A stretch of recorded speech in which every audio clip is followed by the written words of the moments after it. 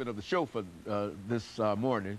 And of course, we've been joined by Miss Kathy Buckner. Miss Buckner is a former member of the Matthew 25 homeless organization, and she is also a member of the homeless project that Mr. Daniels and Miss Greenlee are a part of. And of course, Miss Buckner, let me welcome you to the show this morning. Thank you. And let me tell you, Ms. Buckner, how delighted we are to have you here, because we know that you've been involved with the homeless population for quite a while, and that one of those organizations that you've been involved in is a very, very successful organization in Nashville, yes. And that was Matthew 25. Right, I worked there. Let's talk about that, and then leading up to your new activity involved in the homeless project that we talked about earlier. Okay, and it's the Nashville Homeless Power Project is Nashville the name of Homeless, that organization. very good. Yes. I worked at Matthew 25 for 12 years as a program director. And it was a successful program that actually helped. I worked with homeless vets to get them off the street.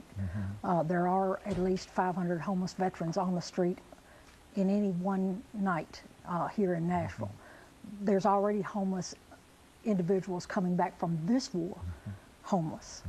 Before I left there and started working with the Nashville Homeless Power Project, there were already 2 that came in December. And so I know there are going to be more from this war homeless than are now homeless from the Vietnam War. Right, because most veterans are Vietnam veterans.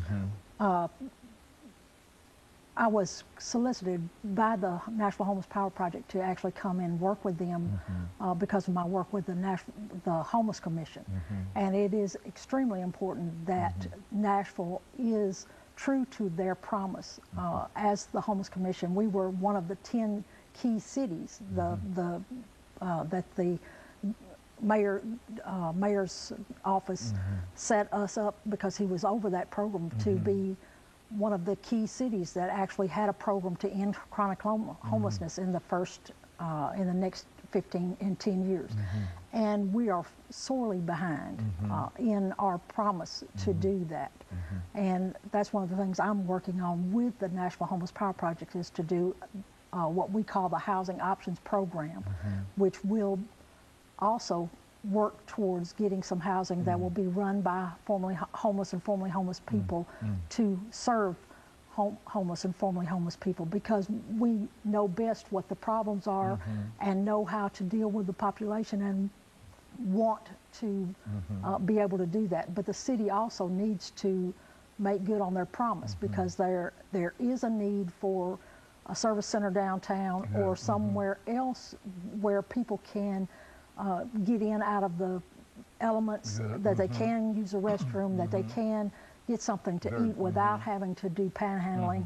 And it is our responsibility as a community to not have people sleeping in places where, under the bridges, where humans are not supposed to be sleeping. You know, as a matter of fact, you know, it simply occurs to me that you've had an opportunity to be involved in this for a long time, and do you see any real progress that we've made in Nashville over the last many years dealing with this as an issue? That is, more housing, more shelter for the disadvantaged individuals, those individuals who might fall into the homeless category? Unfortunately, we have with our Hope 6 programs or whatever, torn down public housing and put back housing that is better, because we do recognize that public housing clusters do not work. But the people who are moving into those units are not the people who moved out of them. And so there's not enough housing that is based on somebody's income, that is for people who are waiting on disability that don't have an income. I mean, this country, I mean, this city, this state actually takes... This country. Yes, ma'am, this country. We are the slowest, we're number 50th on the fact that it takes at least 18 months for when somebody has a heart attack or a stroke or something that physically happens to them before they could get disability. And why does somebody have to become homeless, lose everything they had, worked for, had, in order to be able to get what they worked for? And that's how it happens a lot of the time in this country.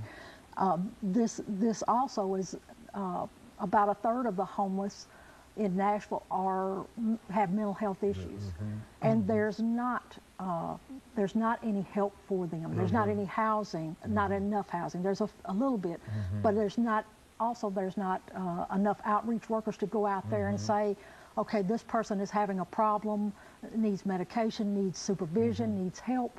Instead, they're using the jail system and the Department of Correction as shelter, and that's not right. It's really not right. And unfortunately, their own reports reflect that. They had 91 people arrested 5,000 times.